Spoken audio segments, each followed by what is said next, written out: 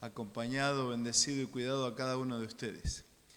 Bueno, esta noche voy a concentrarme en un tema, en un capítulo del libro. Algunas noches avanzamos con 2 capítulos, por ahí corremos demasiado o también nos pasamos en el tiempo, pero esta noche vamos a tratar de concentrarnos en un capítulo de suma importancia, ¿no? Y de suma relevancia, porque tiene que ver con el perdón.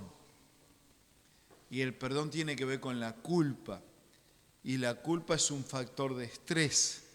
Vamos a analizar técnicamente el tema y después vamos a analizar en la Biblia lo que nosotros encontramos en relación a esto. ¿Qué es la culpa? Es un sentimiento de malestar interno cuando somos conscientes de haber hecho algo malo. Y yo dije la primera noche que si uno tiene un problema físico, no tiene salud. Y si uno tiene un problema mental como el miedo o la ansiedad, tampoco tiene salud. Y si uno tiene un problema emocional, tampoco tiene salud. Y si uno tiene culpa, que es del área espiritual, tampoco tenemos salud, porque para tener salud tenemos que estar bien físicamente, mentalmente, emocionalmente, socialmente y espiritualmente. La culpa es el resultado de sentir que hemos hecho algo malo o de haber dejado de hacer lo bueno. A veces asumimos culpas por hacer lo malo y otras veces por no hacer lo bueno. Ahora, ¿quién define qué está bien y qué está mal?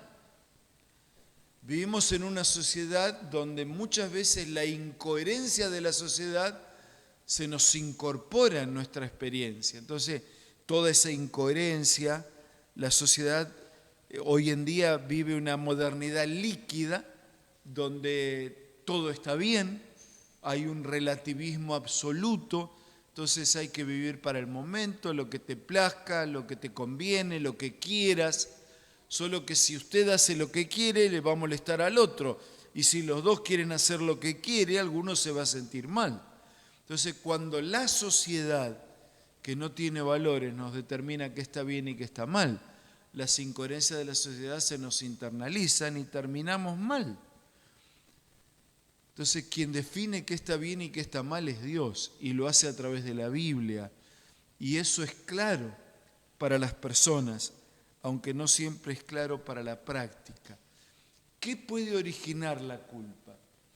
La violación de un valor, si violamos un principio, un valor de honestidad, de integridad, de veracidad, de lealtad.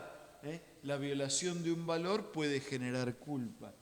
Las heridas que causamos a otro, porque hablé, porque grité, porque golpeé, porque hice violencia de palabra, o violencia de gesto, violencia de acción, heridas que podemos ocasionar a otros, errores repetidos. Entonces decimos, bueno, yo no voy a hacer más esto y volvemos a hacer lo mismo. La repetición de los errores también puede generar culpa. ¿Y qué pasa con qué efectos produce en el organismo cuando la culpa no está resuelta? Produce ansiedad, produce insomnio, personas que no duermen, que les cuesta dormir o que se despiertan, les cuesta conciliar el sueño, produce una bajoestima, produce una autoacusación. La persona se considera miserable, se considera que no es digna, se siente mal, produce aislamiento, dificultad para relacionarnos. Todo esto puede generar culpas no resueltas. Ahora, todo el mundo puede tener culpa por algo, porque hizo mal o porque dejó de hacer lo bueno. Pero el tema es que tenemos que encontrar una solución para la culpa. Y nosotros tenemos un archivo donde todo queda registrado. Y aunque uno intenta olvidarse, el subconsciente aflora y nos recuerda las cosas que hicimos. Y por lo general tenemos mejor memoria para acordarnos las cosas que hicimos mal que las cosas que hicimos bien. ¿Qué recuerdos tiene usted de niño, no? Posiblemente tenga recuerdos de algunas aventuras, de algunas peleas, de algunas cosas que hicimos mal, porque lo que hicimos mal es más fácil recordarlo que lo que hicimos bien. La culpa no sanada es una prisión invisible que impide avanzar. Algunos niegan los hechos, ¿no? Ahora, yo puedo negar el hecho con mi esposa, con mis hijos, con el vecino, con el jefe, con el compañero de trabajo.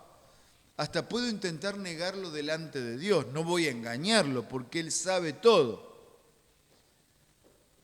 Pero lo que no podemos tampoco es engañarnos a nosotros mismos. La culpa no sanada es una prisión invisible que impide avanzar.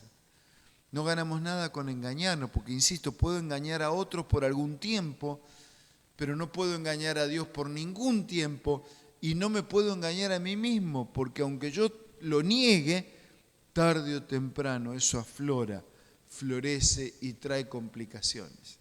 Entonces, el único camino para liberarnos de la culpa es el camino del perdón. Y el camino del perdón nos abre un sendero de libertad. Cuando nosotros hablamos de perdón, tenemos dos vías, una horizontal y la otra vertical. Una tiene que ver en mi relación con Dios, de la que yo necesito perdón, y otra tiene que ver en mi relación con los demás, que también necesito perdón. Solo que ese camino con los demás es una vía doble, una avenida de dos manos, ¿no? Yo necesito perdonar y necesito ser perdonado. Ahora, entonces no todo depende de mí. Si el otro no me quiere perdonar, pero la Biblia dice, en cuanto de ustedes dependa, estad en paz con todos. O sea, si usted hizo lo que estaba a su alcance para pedir perdón y no es perdonado, acepte su instancia. El otro problema que nosotros tenemos en el relacionamiento horizontal con los demás, y por eso Jesús nos enseñó un camino, las personas razonan así. Bueno, yo no tengo problema en perdonar, pero que me venga a pedir perdón de rodillas y ahí veo si lo perdono. Ahora, yo no encuentro que Jesús haya hecho así. Cuando usted repasa la historia de Jesús mientras estaba clavado en la cruz, Él habló 7 veces. Sus palabras son de perdón, sus palabras son de esperanza. Mientras se burlaban de Él diciendo que había podido salvar a otros y no se salvó a sí mismo, sin que le pidan perdón, ¿qué dijo Jesús? Padre, perdónalos porque no saben lo que hacen. El perdón genuino, verdadero, sana, libera, transforma. ¿Cuáles son los pasos entonces hacia el perdón? En primer lugar, reconocer. Nadie puede pedir perdón de algo que no reconoce. Si yo no admito que estuve mal con usted, si yo no reconozco que estuve mal con Dios, ¿voy a pedir perdón de qué? Ese reconocer está íntimamente ligado a una expresión que aparece en la Biblia vez tras vez, y que es el arrepentimiento. ¿Qué es el arrepentimiento? El arrepentimiento es sentir dolor por el pecado, dolor por lo que hicimos mal y deseo de no seguir haciendo eso que hicimos mal. Ahora, una cosa es el remordimiento y otra cosa es el arrepentimiento. Yo no quiero complicar con palabras, ¿no? Pero voy a necesitar aquí colocar 2 personajes delante de ustedes. Judas y Pedro. ¿Judas se arrepintió o lo que Judas tuvo fue remordimiento? ¿Pedro tuvo remordimiento o de verdad se arrepintió? O sea, Judas sintió tristeza por la consecuencia de lo mal que había hecho y no por lo que había hecho. En cambio, Pedro se sintió triste porque había traicionado al Señor. Y así como 3 veces lo negó, 3 veces públicamente en San Juan capítulo 21 manifestó su amor por Jesús. Arrepentirse significa dolor por el pecado y abandonar el pecado. Hay otro relato en la Biblia que muchos de ustedes conocen y que claramente esto queda evidenciado. Yo no voy a leerlo, solo voy a contar y después nos vamos a detener en el estudio de un salmo. Pero se trata de la mujer encontrada en adulterio en San Juan capítulo 8, y los mismos que le habían llevado al adulterio querían apedrearla como mandaba la ley. Y Jesús dijo, ustedes quieren apedrear porque la ley les manda eso. Apedreen. Solo una condición. Para apedrear, el que esté sin pecado, que tire la primera piedra. Y como todos eran pecadores y muchos de los que estaban allí eran los que habían inducido al pecado a esta mujer, se fueron yendo. Y al final se quedó Jesús y la mujer. Y Jesús, que había escrito en la arena los pecados de los otros, se quedó solo con la mujer. Y le pregunté, ¿y dónde están los que te condenaban? ¿Ninguno te condenó? Ninguno, Señor. Yo tampoco te condeno. Porque Jesús no vino a condenar, vino a perdonar. Si no, no habría necesitado venir. Yo tampoco te condeno, te perdono. Vete y no peques más. O sea, el Señor perdona por la tragedia del adulterio, pero está diciendo, no sigas viviendo pisoteando los valores de la Escritura. Reconocer que soy pecador, arrepentirme, abandonar el pecado, pedir perdón y recibir perdón. Si usted ha dado los pasos, tiene que creer que Dios ha perdonado. Pero hay gente que sigue cargando, ¿no? Descarga en el Señor, pero sigue llevando. Cuando una vez que lo descarguemos, tenemos que sentir la paz del perdón. Porque dice la Biblia que Jesús tira nuestros pecados en lo profundo de la mar. Es decir, los coloca atrás, a la espalda, no quedan a la vista.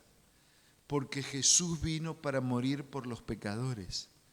Y si yo acepto al Señor, entonces mis pecados son transferidos a Cristo. Y porque son transferidos a Cristo es liberada mi culpa. La gracia transforma. El perdón no nace de la fuerza humana. Es un regalo divino que renueva el corazón. No hay culpa tan profunda que la gracia no pueda alcanzar. Dios puede perdonarnos de todo pecado. Llegará un momento que por haber rechazado y rechazado y rechazado, cuando el Espíritu Santo deja de trabajar en nosotros, me coloco en un lugar donde no puedo arrepentirme. Y entonces esa experiencia ya se transforma sin solución. Pero mientras tengamos tiempo de gracia y de oportunidades, el Señor puede perdonar el peor de nuestros pecados, pero el Señor no puede disculpar la mejor de nuestras excusas. Y cuando uno se coloca delante del Señor y sabe que para salvar a un mentiroso, ¿cuál fue el precio? La muerte de Cristo en la cruz. Y para salvar al ladrón y al adúltero y al otro y al otro y al otro y al otro, no hay a la vista de Dios diferencia. Claro, a la vista humana hay diferencia, la penalidad es diferente para el que hace este mal que para el que hace este otro mal. Pero para salvarnos del pecado, un solo precio fue necesario pagar. Y no fue plata, no fue oro, sino fue la sangre preciosa de Jesús derramada por nosotros. No hay culpa tan profunda que la gracia de Dios no pueda alcanzar. Y cuando somos alcanzados por esa gracia, vivimos sin culpa. Aprendemos a vivir perdonados y aprendemos a vivir en paz. Perdonar y recibir perdón es una clave de libertad. El perdón no borra el pasado, pero sana el alma, nos da esperanza y nos permite mirar hacia el futuro. O sea, yo no puedo borrar lo que está hecho, ¿no? está hecho, pero el Señor me cura, me restaura, me da paz y me da la oportunidad de comenzar de nuevo. Ahora, la culpa puede llevarnos a la ansiedad. Y en el día de mañana vamos a concentrarnos en el tema de la ansiedad. Pero esta noche queremos profundizar este tema de la culpa. Y quiero hacerlo de aquí a un momento estudiando uno de los salmos más preciosos de la Escritura. Solo que antes de estudiar ese salmo me gustaría recordar lo siguiente. Los salmos son poesías que destacan las ideas de sus autores en expresiones paralelas. Los salmos amplían una idea o hacen contraste. También hay salmos que se los conoce como penitenciales, es decir, el autor reconoce su culpa y pide perdón. Y uno de esos salmos donde el autor, nada menos y nada más que el mismo rey David, reconoce su culpa y pide perdón, es el Salmo 51, que de aquí a un momento vamos a leer juntos. Pero déjenme decir en esta introducción que David escribió ese salmo y escribió 72 salmos más. Hay 150 salmos y 73 los escribió David. En este salmo David está atormentado por la culpa y David busca el perdón, David busca la sanidad, David busca la restauración. La santidad y la misericordia de Dios difieren de la pecaminosidad y la culpa de David. En este salmo se encuentra lo mejor de Dios y lo peor del ser humano.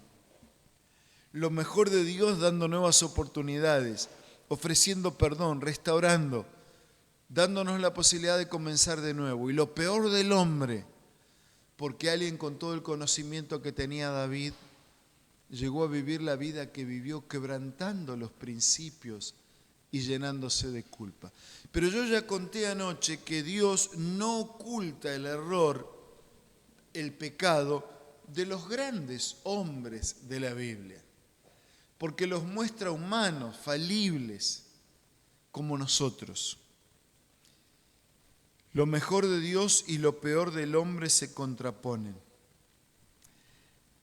Los hombres se llenan de miedo por la multitud de sus pecados, pero en el Salmo 51 Dios nos consuela por la multitud de sus piedades. Los hombres están muy atemorizados por la multitud de sus pecados, pero en su misericordia Dios nos ofrece multitud de piedades. Si nuestros pecados son en número como los cabellos de nuestra cabeza, las piedades de Dios son como las estrellas innumerables e incontables del cielo. David necesitaba paz. David necesitaba perdón. David sintió pensamientos y sentimientos extraños hacia una mujer que no le correspondía porque ya estaba unida a un hombre. David quiso quedarse como rey teniendo tantas otras que podía elegir con la mujer de este hombre. Lo mandó al frente de la batalla para simular, o sea, para provocar, para producir su muerte. David necesitaba encontrar paz, perdón, liberación de su culpa. Sabía que Dios puede perdonar el peor de los pecados, pero que Dios no puede dispensar la mejor de las excusas. Este salmo es una oración escrita en momentos de desesperación tremenda en la vida de David. Uno puede percibir sus lágrimas, su angustia, su corazón quebrado, hecho pedazos. David cargaba sobre su conciencia la culpa de sus graves pecados cometidos. Necesitó reconocer sus errores y confesarlos a Dios. Necesitó sentir dolor por el pecado, arrepentirse. Y hasta donde le fue posible, y a nosotros también, hasta donde nos es posible, tenemos que restituir el daño que ocasionamos. Claro que si yo maté a alguien, ¿cómo restituyo esa vida que está muerta? Pero hasta donde nos es posible tenemos que restituir del daño que hemos ocasionado. La culpa nos encierra, nos agobia, nos separa de Dios, nos separa de las personas, nos aísla. David estaba sinceramente dolido por sus malos actos que habían quebrado su relación con Dios. Experimentó un arrepentimiento sincero, profundo, clamó a Dios. No tenía nada de dónde agarrarse, solamente dijo: Señor, ten compasión de mí. Solo podía apelar a la compasión del Señor. Solo podía gritar por un pedido: crea en mí un corazón limpio. Es interesante que Dios no repara corazones. Dios hace nuevos corazones. Él no arregla el corazón, me da un nuevo corazón. Pero yo necesito entregarle los pedazos. Vieron que hay a veces filtros de agua, por ejemplo, que cuando usted los cambia tiene que entregar el anterior, o alguna otra cosa que tiene que entregar lo anterior. Dios no me mejora el corazón, Dios me da un corazón nuevo. Pero yo necesito entregar los pedazos. Solo Dios tiene la capacidad de crear un nuevo corazón.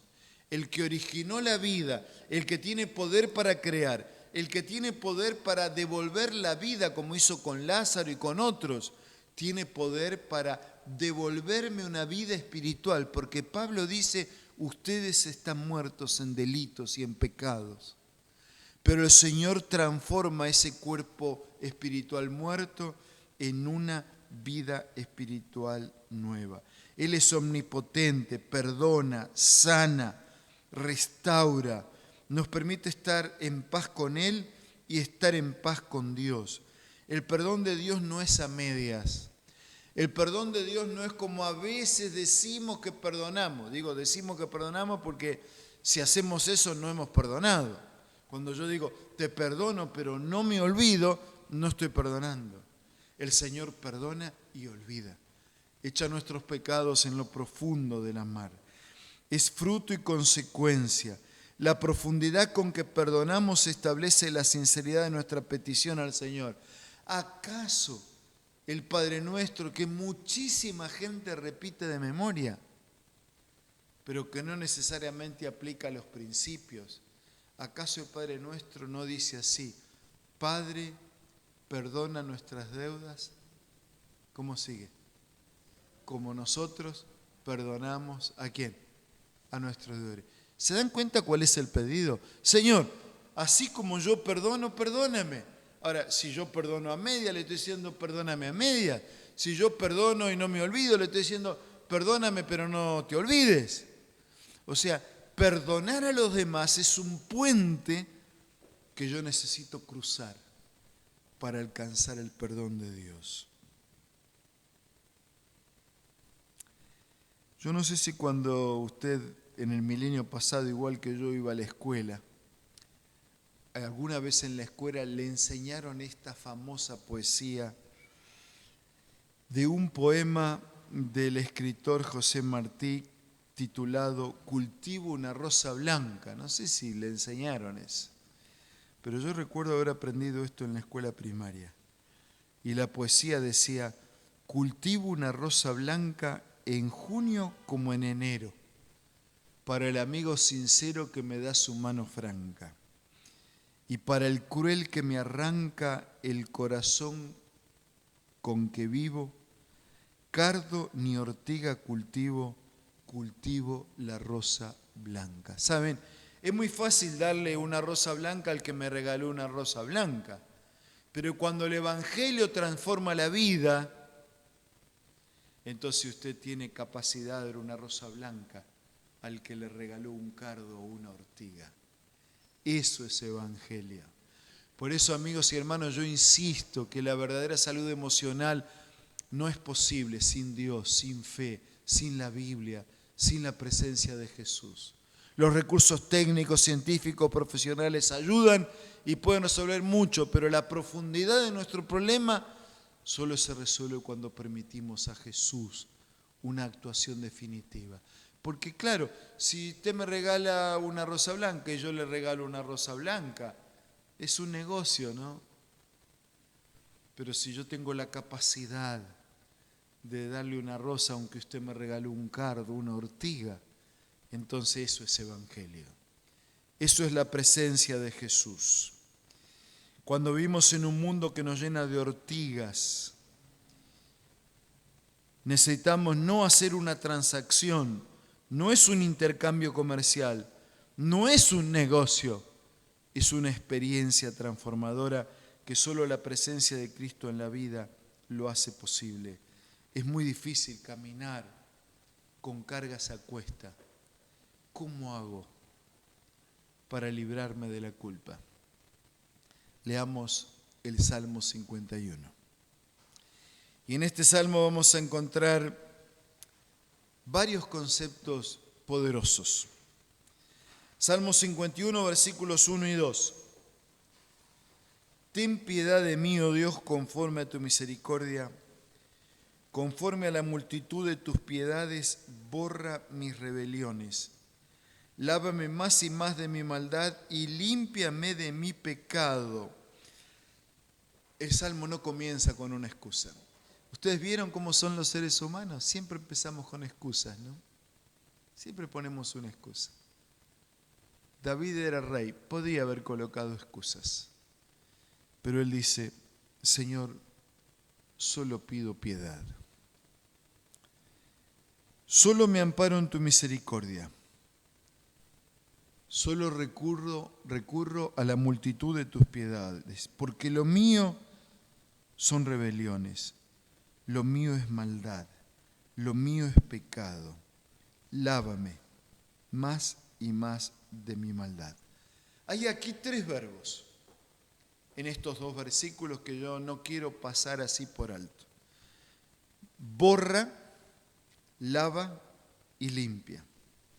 Borrar es como limpiar una deuda de un registro contable. Usted tiene un registro, borró y la deuda no está más. Lavar es como quitar la suciedad profunda de una prenda. Usted fricciona la prenda con líquidos especiales y con agua y puede sacar la mancha de esa prenda. Limpiar implica declarar a alguien una nueva criatura. Y el Señor borra, el Señor lava y el Señor limpia. Porque el arrepentimiento bíblico no se apoya en nuestros esfuerzos, sino en la misericordia y en la compasión del Señor. Segunda gran lección de este salmo aparece allí entre los versículos 3 al 5 y podríamos titular la anatomía del pecado. Miren, yo reconozco mis rebeliones, mi pecado está siempre delante de mí. Contra ti solo he pecado, he hecho lo malo delante de tus ojos, para que seas reconocido justo en tu palabra y tenido por puro en tu juicio. En maldad he sido formado y en pecado me concibió mi madre. El pecado, hermanos, no es un simple error. El pecado no es apenas un procedimiento errado en la vida. El pecado es quebrar una relación y rebelarnos contra Dios. Contra ti he pecado. Él lo había hecho contra Urías, con Betsabé, pero ¿por qué ahora dice contra ti he pecado? Porque el pecado es quebrar una relación con Dios. Los que estudiaron la historia de José allá en Génesis ¿Se acuerdan que José fue vendido por los hermanos? De paso, esa es otra historia de perdón, ¿no? Pero no tenemos el tiempo ahora esta noche para analizar todas las historias. Pero cuando el Señor José fue llevado allá, vendido por los hermanos, y la esposa de Potifar quiso abusar de él. ¿Se acuerdan cuál fue el argumento de José? ¿Cómo haría yo este gran mal y pecaría contra quién? Contra Dios. El pecado es quebrar una relación con Dios. Mi pecado está siempre delante de mí. No hay paz mientras ocultemos la falta. Contra ti he pecado. Hay una dimensión vertical. Aunque dañó a Betsabé, aunque dañó a Urías, David sabe que el pecado en última instancia es contra Dios. Es una rebelión, es una guerra contra el Creador del universo. Y por otro lado, David sabe también, pero no se justifica. Yo nací humano y el humano tiene inclinación hacia lo malo, ¿no? Porque cuando David tuvo que tomar sus elecciones, también se equivocó en sus propias decisiones. Del versículo 7 al versículo 12 aparece la petición. Miren cómo pide David. Dice: purifícame con hisopo y seré limpio. Lávame y seré más blanco que la nieve. Hazme oír gozo y alegría. Se recrearán los huesos que has abatido. Esconde tu rostro de mis pecados. Borra todas mis maldades. Crea en mí, oh Dios, un corazón limpio. Renueva un espíritu recto dentro de mí. No me eches de delante de ti. No quites de mí tu Santo Espíritu. Devuélveme el gozo de tu salvación y espíritu noble me sustente. Miren, aquí el énfasis cambia. Ya no está centrado David en su pecado, que reconoce, que admite. Ahora David se concentra en la petición a Dios. Una referencia a los rituales de limpieza para leprosos. Los hisopos eran utilizados para limpiar a los leprosos. Cuando Isaías, en el capítulo 1, compara al leproso con el ser humano pecador, compara la lepra, la enfermedad, con el pecado. La lepra daña la piel, daña los órganos. El leproso era considerado inmundo, lo echaban fuera de la familia, lo echaban fuera de la sociedad. Y él dice: yo estoy leproso de pecado, dice Isaías. Desde la planta del pie hasta el extremo de la cabeza está todo enfermo, todo es una llaga, todo es una herida. Y David dice: estoy leproso por el pecado. Purifícame con hisopo. David dice: crea la creación de un corazón limpio. Ese verbo utilizado ahí es el mismo verbo que se utiliza en Génesis 1 cuando se habla de la creación de la vida. Crear una vida requiere de Dios. Recrear una vida requiere de Dios. ¿O por qué se creen ustedes que los fariseos se enojaban con Jesús cuando Jesús perdonaba pecado?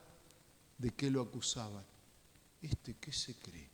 Se cree Dios, porque solo Dios puede perdonar. Solo el poder de Dios puede crear un nuevo corazón. David sabe que no necesita un arreglo, necesita una creación nueva. ¿Saben, hermano? No es maquillaje, no es masilla como algunos arreglan el auto. No es una mano de pintura, no es una lavada de cara. Es un nuevo corazón. Es una vida nueva. No es una apariencia, es una profundidad. No es un arreglo, es una nueva creación.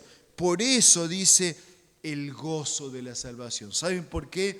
Porque perdón genera gozo. La salvación genera gozo. El pecado genera culpa. La culpa genera dolor y la angustia genera muerte. Pero el perdón genera salud. Por eso dice: que el gozo de la salvación me sustente. El pecado roba la alegría. La restauración busca recuperar el deleite en la presencia de Dios. Desde versículos 13 hasta el 19 tengo las consecuencias del perdón. 13 al 19. Dice, entonces, así con el gozo de la salvación, perdonado, curado, restaurado, transformado, una nueva criatura, una nueva persona. Entonces enseñaré a los transgresores tus caminos, los pecadores se convertirán a ti. Líbrame de homicidios, Dios de mi salvación. Mi lengua va a cantar tu justicia. Abre mis labios, mi boca va a publicar tu alabanza. Porque no quieres sacrificio que yo lo daría, no quieres holocausto. Los sacrificios de Dios son el espíritu quebrantado, porque el corazón contrito y humillado no desprecia a Dios. Con tu benevolencia a Sión, haz bien, edifica los muros de Jerusalén. Entonces te agradarán los sacrificios de justicia, el holocausto, la ofrenda. Se ofrecerán becerros sobre el altar. Miren, si yo tengo que resumir estos versículos, los resumo con 3 palabras. Los resultados del perdón se ven en el testimonio, en la alabanza y en la humildad. ¿Cómo voy a creerme después que el Señor me perdonó lo que me perdonó?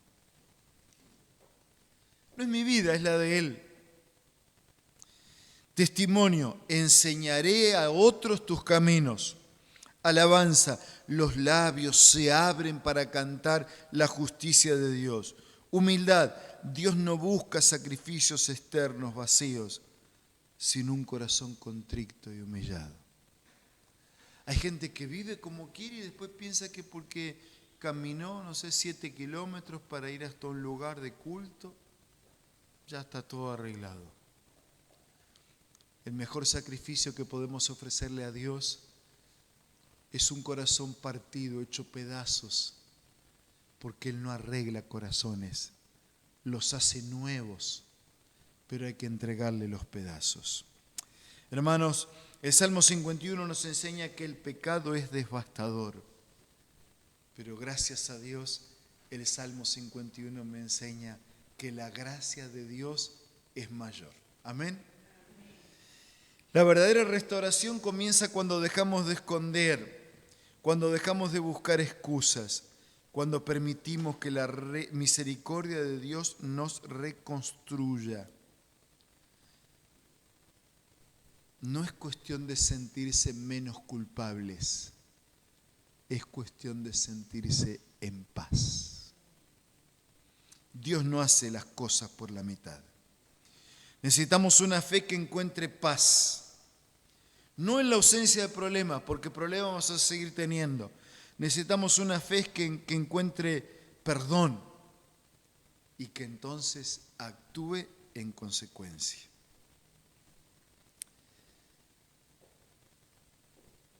Horatio Spafford era un abogado exitoso y prominente en Chicago, Estados Unidos, en la década de 1870. Su vida fue golpeada por una serie de tragedias. Por primero, una pérdida financiera, situaciones económicas que desequilibraron su negocio. En segundo lugar, enfrentaron en 1871 el gran incendio de Chicago, que acabó con sus inversiones inmobiliarias, dejándolo casi en la ruina. Poco después, buscando un descanso para su familia, envió a su esposa, Ana, y a sus 4 hijas en un barco hacia Europa, planeando alcanzarlos después. En realidad, pensaban ir juntos, pero una situación económica derivada de esos juicios y de esos incendios le impidió a él, y a último momento él se quedó y la familia siguió. De paso ya habían perdido un hijo por escarlatina, así que habían perdido situaciones de trabajo, de economía, habían perdido su casa y otras casas de las que eran propietarios, habían perdido un hijo y ahora iban a tomar algunos días de distracción, pero él no alcanzó a ir. Ese barco donde iba su esposa y sus hijas colisionó con otro navío y se hundió en 12 minutos. La esposa sobrevivió aferrada a un pedazo de madera. Y cuando consiguió desde un telégrafo, después de haber sido rescatada por un marinero, escribió 2 palabras: salva sola.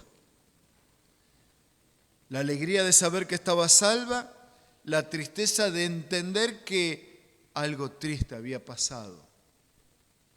Porque salva sola significaba eso, que las chicas no se habían salvado.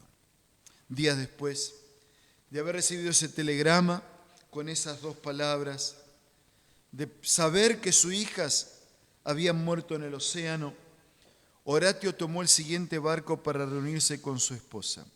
Y mientras el otro barco pasaba por el lugar donde el barco anterior se había hundido, Horatio se puso a escribir un himno. Escribió unas palabras, una poesía que después se transformó en un himno, que habla que a veces enfrentamos mares de angustia y el dolor de la culpa, pero que hay alguien más allá del dolor y más allá de la culpa, en la restauración y una vida nueva.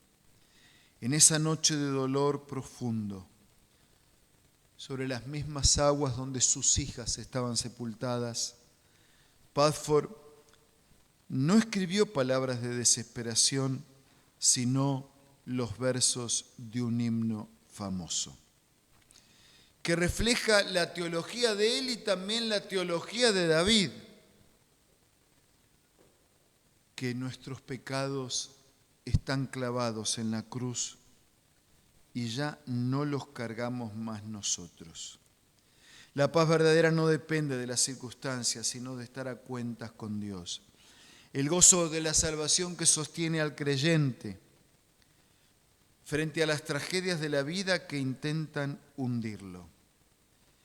El canto en inglés lleva por título It is well.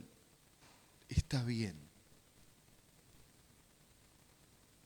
El español traduce está bien, pero traduce también tengo paz. Y Daniela y Valeria van a cantar ahora este canto que este hombre escribió. Allá en el barco, en las aguas, en cuya profundidad estaban sus 4 hijas perdidas.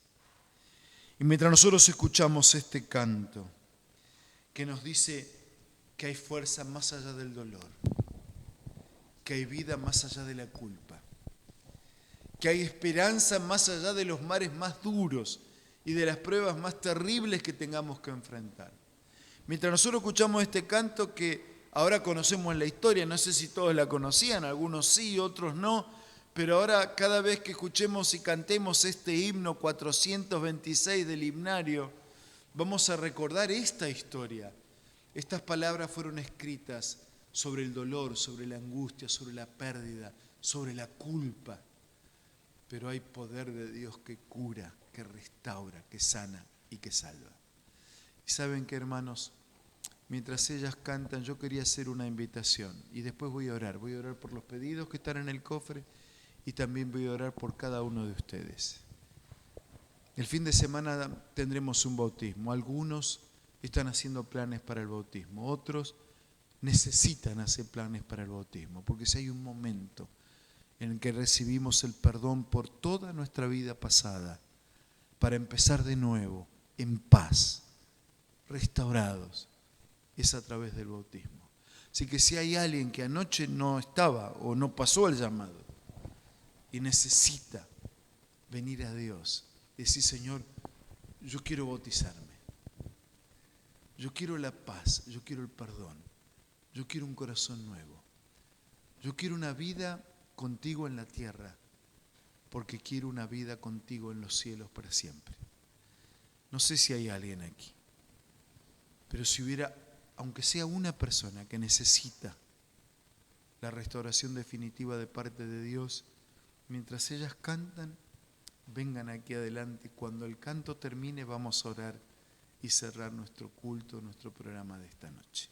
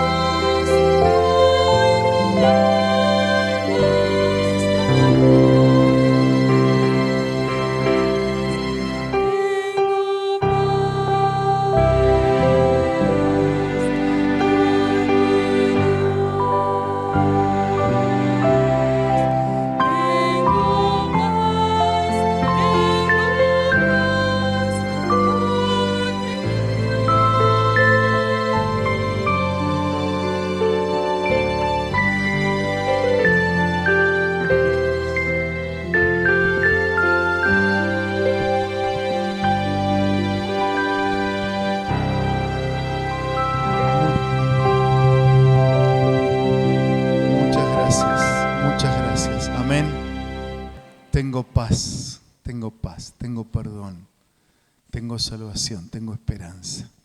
¿Será que hay alguien que necesita esa paz y arreglar su vida totalmente con Dios? ¿Será que hay alguien que necesita venir aquí adelante, empezar de nuevo, reempezar, prepararse para el bautismo, tomar una decisión que lo una definitivamente con Jesús? Si hay alguien que necesita hacer eso, hágalo y hágalo ahora. No necesita hablar ni dar discursos, tal vez no haya nadie, pero yo no puedo Prefiero que sobre la invitación y no que falte. ¿Hay alguien que necesita? Puede venir. O puede levantar la mano si no se anima a venir. Dios puede ver esa mano levantada. Y lo vamos a hacer de esta manera. Vamos a orar. Y usted puede levantar la mano a Dios en la oración. Vamos a orar. Querido Padre que estás en los cielos, oramos esta noche en primer lugar por los pedidos que están en este cofre de oración. Tú conoces cada persona que escribió y tú conoces cada necesidad y cada petición. Responde conforme a tu misericordia y conforme a tu voluntad.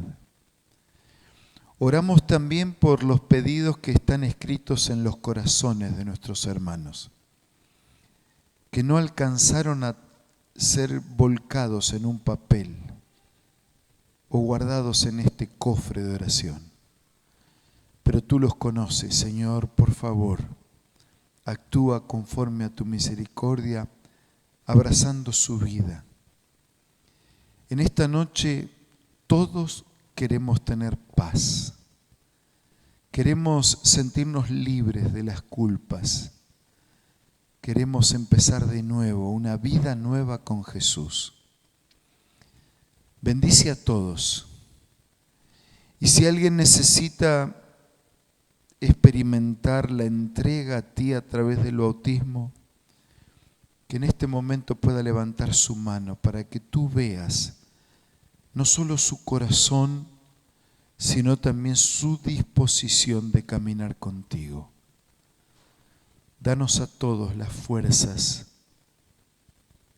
para que más allá de las luchas, de las tormentas, de las nieblas, del mar embravecido, de los vientos contrarios, podamos confiar y decir, está todo bien, tengo paz.